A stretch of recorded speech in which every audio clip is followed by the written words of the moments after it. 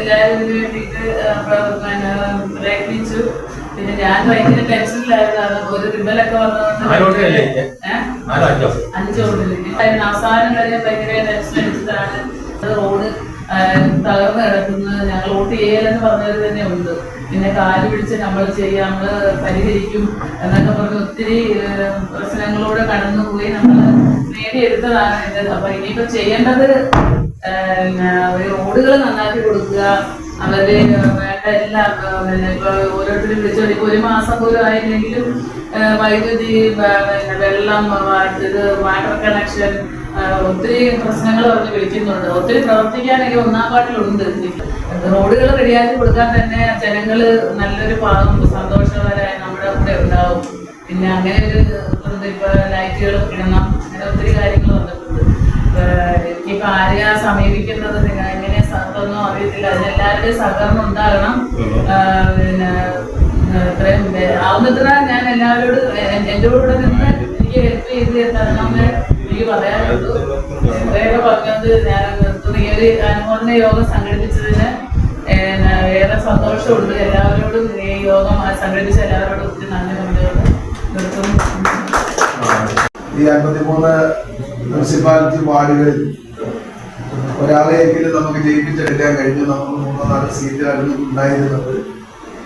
എന്റെ ദീർഘകാല അനുഭവത്തിൽ ഞാൻ 2 തവണ തെരഞ്ഞെടുപ്പിനായിട്ട് അഭിമുഖീകരിച്ച് ജയിച്ച ഒരാളാണ്. അപ്പൊ നമുക്ക് കോട്ടയം മുനിസിപ്പാലിറ്റിയുടെ സ്റ്റാൻഡിംഗ് കമ്മിറ്റി തെരഞ്ഞെടുപ്പിൽ ഒരു പക്ഷേ നമ്മുടെ പാർട്ടിക്ക് UDF തീരുമാനിച്ചാൽ ഒരു സ്റ്റാൻഡിംഗ് കമ്മിറ്റി ചേർക്കാൻ കിട്ടിയാൽ നല്ലതായിരിക്കും. ഭരണത്തിൽ ഇടപെടുവാൻ അതൊരവസരം.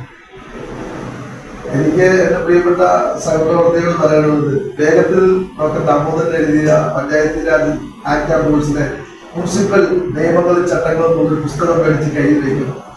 എങ്ങനെയാണ് ഒരു ആപ്ലിക്കേഷൻ ഇടുന്ന ആൾക്കാർ സബ്മിറ്റ് ചെയ്യേണ്ടത്, എങ്ങനെയാണ് അവിശ്വാസ പ്രമേയം പ്രകടിപ്പിക്കേണ്ടത്, യോജനക്കുറിപ്പ് എങ്ങനെയാണ് എഴുതുന്നത്, ഇതെല്ലാം ഈ പുസ്തകത്തിൽ മലയാളത്തിൽ എഴുതിയിട്ടുണ്ട്. ഇത് വായിച്ച് പഠിച്ചിരിക്കണം. പഞ്ചായത്ത് ആക്ട് അനുസരിച്ച് നിയമവും ചട്ടവും അത് എല്ലാ ജനങ്ങളും Kerala institute of local administration Kozhikode ജനപ്രതിനിധികൾ വിട്ട് പഠിപ്പിക്കുന്നതാണ്. പക്ഷെ മുനിസിപ്പൽ മെമ്പർമാർക്ക് അങ്ങനെ ക്ലാസ്സിൽ.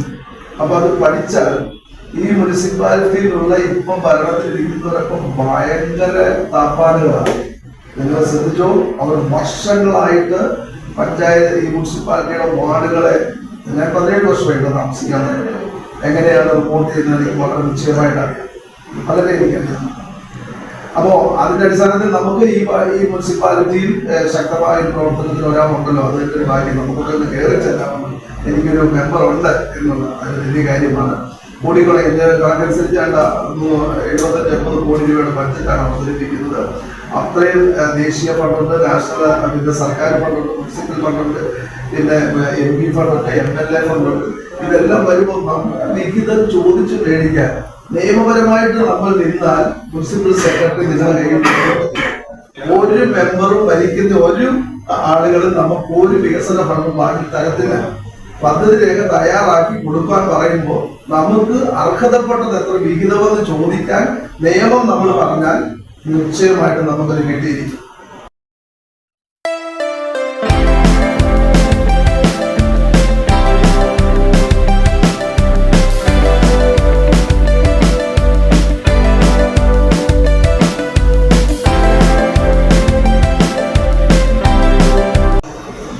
നമ്മുടെ മുനിസിപ്പൽ തെരഞ്ഞെടുപ്പിന് ശേഷം നമ്മൾ പിന്നീട് ആദ്യമായിട്ട് കൂടുന്ന മീറ്റിംഗ് ആണ്.